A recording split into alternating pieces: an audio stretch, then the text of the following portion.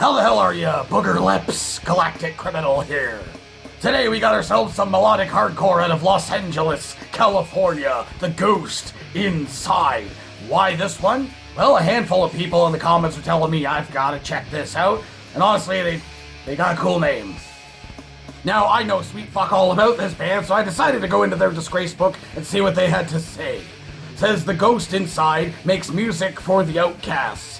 They've inspired audiences around the world to overcome obstacles, persevere, and find the strength to keep going when it feels like all is lost. Songs like Out of Control, White Light, and Mercy are modern hardcore anthems. Passionate crowds have joined them in sing-alongs in major rock festivals and theaters and clubs brought together by the conviction of lyrics like, "Life's swinging hard, but I'm swinging harder." How about that? On an early morning in November 2015, the Ghost Inside's tour bus collided with a tractor trailer, killing the drivers of both vehicles on impact. What? And severely injuring the band and their crew. When the Ghost Inside returned to the stage for the first time nearly 4 years later, Kerrang called it rock's most miraculous comeback. What? Wow, seriously? Both drivers killed, and it fucked the guys up so bad that they didn't hit the stage again for 4 years. Wow. So now it's also saying here that I guess this track is from an album they got coming out in June. So what, this is probably their first album as well since having this accident. That's insane, man. Let's get into this. The Ghost Inside. Aftermath with a 1, 2. Just quiet. The driver of a tour bus is dead after a head-on crash with an 18-wheeler. The band, The Ghost Inside, was traveling on that bus in El Paso after a performance in Lubbock. Gregory Hoke of Round Rock died along with the driver of the 18-wheeler, Stephen Cunningham. 10 passengers on that bus, including members of the band, were hospitalized. The band performed in San Antonio just 2 days before this deadly crash.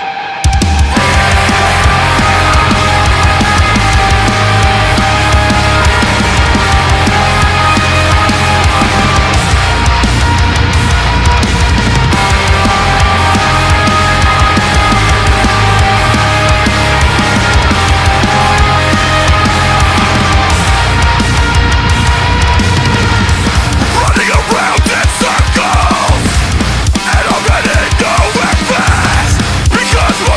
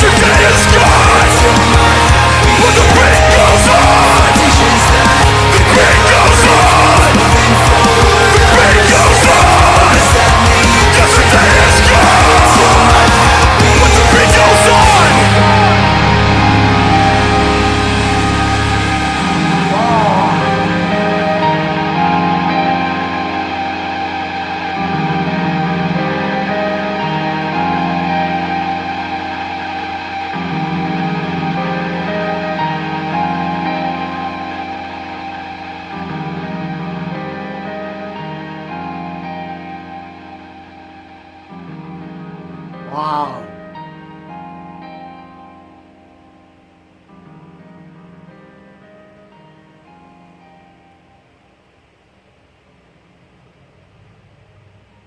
That's crazy, dude.